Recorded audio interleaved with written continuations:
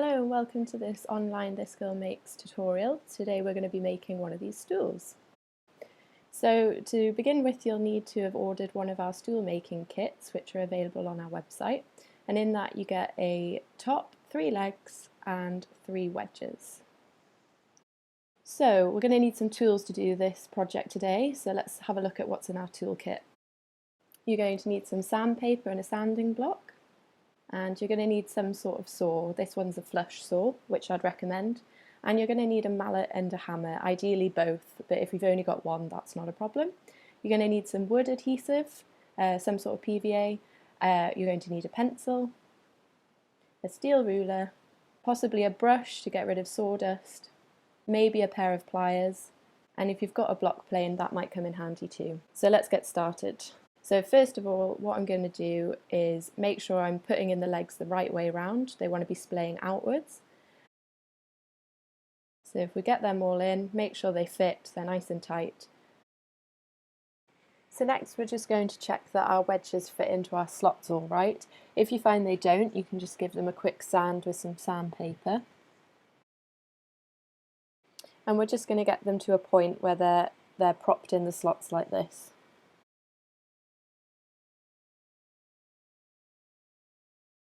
So traditionally the wedge should go across the grain like it is here, but I'm going to go for a more contemporary look and line them up with the corners of my stool. So I'm just going to mark where those slots are with my pencil here by drawing 2 lines on either side. And then that means I can take the legs out now and I know exactly which way round they need to go when I put them back in. So the pencil marks will be on your top and we're going to sand the bottom, and we want to sand in line with the grain using a sanding block, ideally with a bit of leather on the bottom. We wrap our sanding paper around like that and we just start to work on it.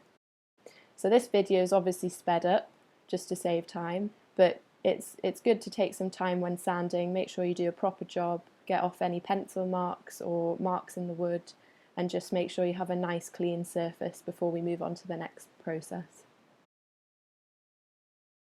Okay, that's all done. So I'm going to head outside now and just get rid of any sawdust with my brush. And also do a bit of a clean up of our workspace. So you might find you want to sand the sides of your top. This one actually seems okay, so I think we can progress on to the next stage. So you're going to need some wood glue. This one says that it cures in 10 minutes, which means that we're going to have to do the glue up quite quickly. So the next stage is gluing up, so I'm going to take one of my legs and I'm going to squeeze a little bit of glue onto the base of the tenon. The tenon is the bit that will be threaded through the hole. So you want a fair amount of glue, and what you could do is just use your finger to spread some of that glue around, or if you want to be a bit neater you can get a brush. I'm just going to spread that glue around and then thread it through the hole, making sure to align it with my pencil lines. So I'm going to repeat the same process for the other two. You want to have a fair amount of glue on to make sure the joint's nice and strong. If you've got tight tenons going into your hole, then you probably won't need as much glue. And because this is a glue up, you want to work quite efficiently. Any excess glue can just be put into the hole. So I've threaded those all through and they're all lined up with the pencil lines. So the next stage is we're going to be putting the wedges into the slots in the top of our legs. So I'm going to just put a little bit of glue on the end of the wedge, the thinner end, and just spread that around with a brush, and we're going to slot the wedge into the top of the leg like this. So then the next bit, we need to get our hammer. You can use a mallet, but a hammer I prefer, and we're just going to make sure the wedge is aligned with the sides of the leg so it's going in at the same angle, and just do it nice and slowly, take your time.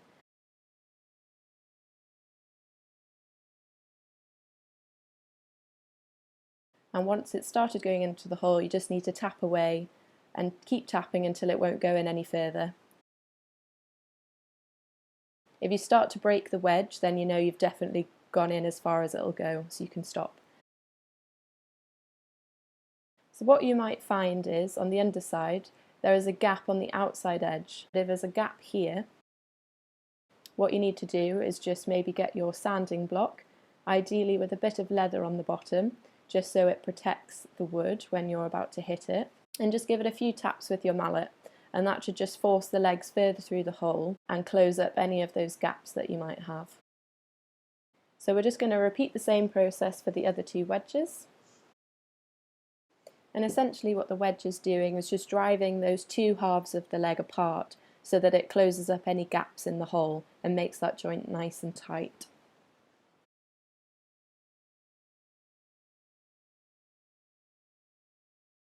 So remember to just take it nice and slow when it's going into the beginnings of the hole so that you don't make any mistakes. And if for any reason you've made a mistake and need to get the wedge out, that's when your pliers will come in handy, so just give it a tug. And what we're going to do is just clean up the bottom here, so you can see we've got a nice amount of glue squeeze out. So I'm going to grab some kitchen roll and a steel ruler, and I'm just going to scrape off any of that excess glue. So you don't want to be marking the wood here, you just want to be gently taking some of that glue off, and you want to ideally take off as much as possible.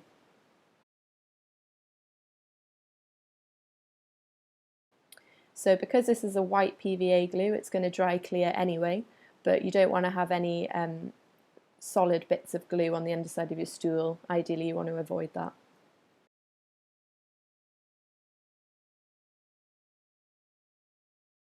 And then I'm going to use a damp piece of kitchen roll just to take off any of the excess that I couldn't get with the ruler. And you don't want to have too much water, otherwise that'll dilute the glue and weaken the joint. So just a damp paper towel.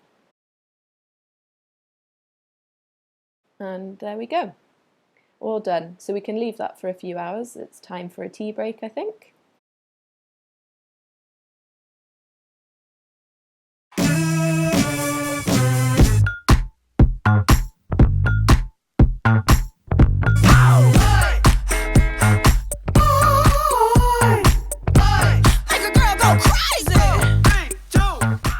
So you may have left your stool overnight to dry, but a few hours should do it. So this next stage we're going to need a saw. I recommend using a flush saw because it's got a flexible blade, it's nice and slim so you can get a fine cut.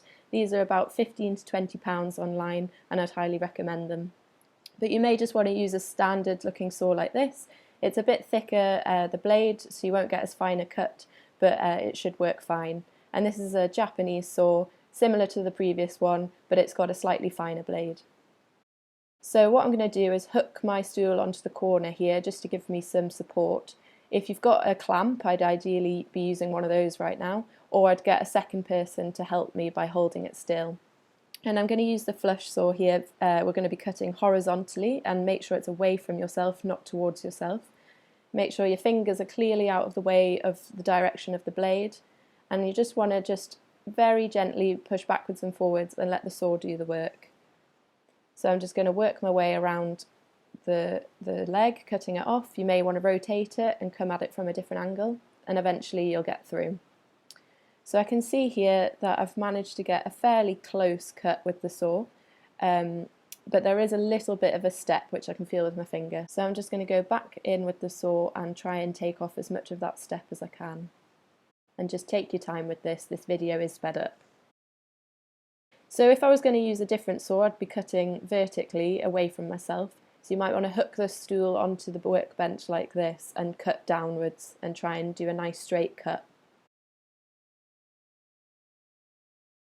So you can see that there's a much bigger step on this one, but you can use your block plane at this point and just try and take off as much of that step, or you can leave it as a specific detail.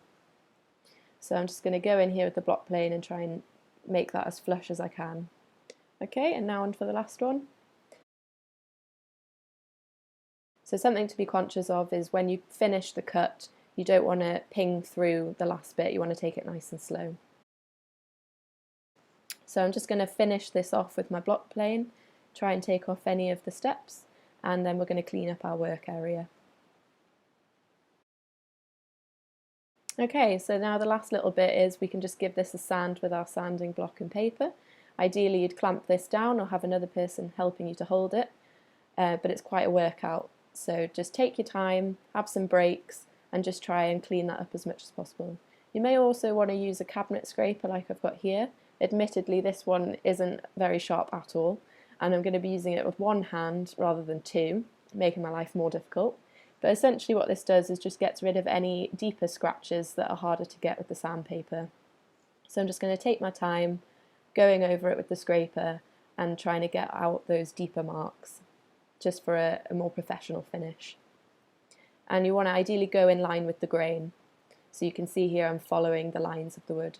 So that brings us to the end of the tutorial. The last little bit is to add a finish. I'd recommend Osmo oil. This one's a raw finish, so it shouldn't change the colour of the wood too much. And you just want to apply that to all surfaces and the legs of the stool with a rag, and just use a separate rag to take off any excess oil. But yeah, that's your stool. I hope you enjoyed this tutorial. If you enjoyed this making tutorial, we offer another DIY kit, this toolbox here. So you can order those kits via our website, so check it out.